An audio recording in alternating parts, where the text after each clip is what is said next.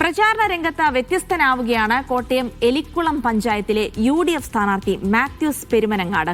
തെരഞ്ഞെടുപ്പ് ചിഹ്നമായ ടെലിവിഷൻ തലയിൽ ചുമന്നാണ് ഇദ്ദേഹം വോട്ട് ചോദിക്കുന്നത്. 5ാം വാർഡിലാണ് മാത്യൂസ് ജനവിധി തേടുന്നത്.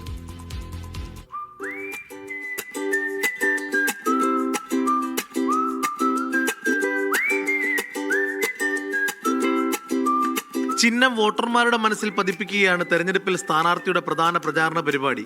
ഇക്കാര്യം കൃത്യമായി നടപ്പിലാക്കുകയാണ് എലിക്കുളത്തെ മാത്യൂസ് പെരുമനങ്ങാട്. വാർഡിലെ 480 വീടുകളിലും ഇങ്ങനെ ടെലിവിഷൻ തലയിൽ ചുമന്നാണ് മാത്യൂസിന്റെ യാത്ര. 2015 ആദ്യമായി ജയിച്ചു കയറിയ വാർഡിലാണ് ഇക്കുറി മത്സരം.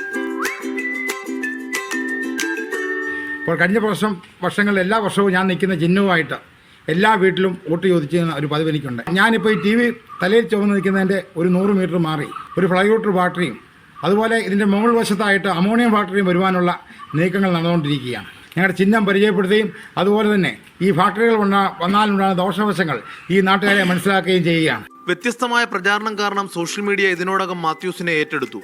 എന്നാൽ ഈ പ്രചാരണം ഫലം കാണുമോ എന്നറിയാൻ വോട്ടെണ്ണൽ ദിനം വരെ കാത്തിരിക്കണം. ആനച്ചിഹ്നമാകാത്ത എൻ്റെ ഭാഗ്യം.